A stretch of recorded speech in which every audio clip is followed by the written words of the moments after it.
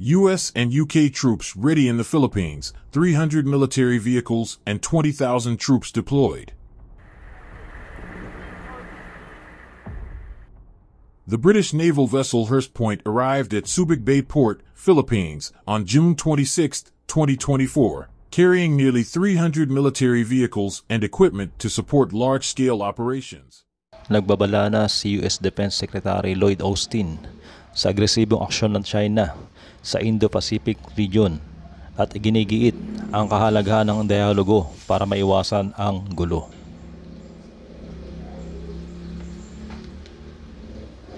Sa naging talumpati nito sa Asia Security Summit o mas kilala bilang Shangri-La Dialogue, sinabi ni Secretary Austin na ang kinakaharap na harassment ng Pilipinas ay sobrang mapanganib at binigyan din ito ang papanatili ng dialogo sa pagitan ng militar at sinasabing hindi papalitan ang open lines of communication para maiwasan ang anumang di pagkakaunawaan at miscalculations. Aniya, magiging secure lamang ang Amerika kapag ligtas o matatag ang Asya. Ito rin ang dahilan kung bakit matagal na aniyang pinapanatili ng US ang presensya nito sa rehiyon. Matatandaan itong Biyernes, nakipagkita si Austin sa Chinese counterpart nito na si Dong Jun sa sidelines ng pagtitipon kung saan hinihiyag nito ang concern kaugnay sa provocative military activities ng China. Samantala, binigyan din naman ni Austin ang commitment ng US sa defense treaty nito sa Pilipinas na tinawag niyang ironclad. Nitong Biyernes naman, pinatikos si Pangulong Ferdinand Marcos Jr. ang illegal, coercive at agresibong aksyon sa disputed waters sa pagbubukas ng Defense Forum at matapang na sinabi na makakasira ito sa kapayapaan, stability at pag-unlad sa naturang karagatan. Ipinarating ng Estados Unidos sa China ang pagkabahala ukol sa kanilang destabilizing actions sa South China Sea, kabilang ang sa Second Thomas Shoal o Ayungin Shoal. Pinarating ito ni US Deputy Secretary of State Kurt Campbell kay Chinese Vice Foreign Minister Ma Xiaoshu.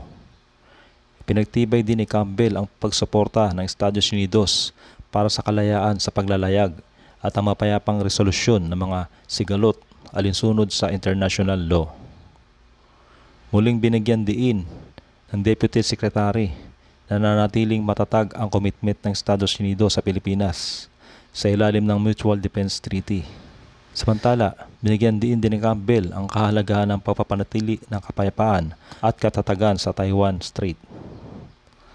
Ano nga ba ang kalalabasan ng agresibong approach kontra China? Maaaring makasama sa Pilipinas ang agresibong tugon laban sa China. Ito'y dahil sa isa ang China sa mga pangunahing trade partner ng Pilipinas. Noong 2023, 22.68% ng import nila galing sa bansa natin. 15% ng fuel natin ay galing din sa China. The Philippines is crucial in safeguarding the national security interests of both China as well as the second of or strategic interests of the states in the Pacific. Kaya ang pagtibay ng pagkakaibigan ng Pilipinas at US ay nadadagdag sa problema ng China at maaaring tuluyang makompromise ang seguridad nito. Kung bumawi man ang China ng malala sa bansa natin, maaaring madagdagan rin siya ang problema sa rehiyon. Mahalaga pa rin tayo para mapanatili ang lakas ng China sa SCS at hindi lumakas ang estado ng US sa rehiyon. Ngunit hindi ito nangangahulugan na walang tugon ang China sa mga hakbang ng Pilipinas na palakasin ang sarili sa SCS matapos ang joint naval exercise sa pagitan ng Pilipinas at mga kaalyado nito. Nagsagawa rin ang China ng kanilang sariling naval at air drills sa SCS. Pinakita nito na maaaring maprovoke imbis na magdeter ng threats ang mga aksyon ng ating bansa. Kaya kailangan nating maging mapanuri sa pag-iikot ng Pilipinas sa kanyang mga kaalyansa sa pagitan ng China at US. Bagamat mahina ang ating bansa sa kapasidad ng ekonomiya at militar, mayroon pa rin tayong lakas na nais samantalahin ng dalawang bansang ito.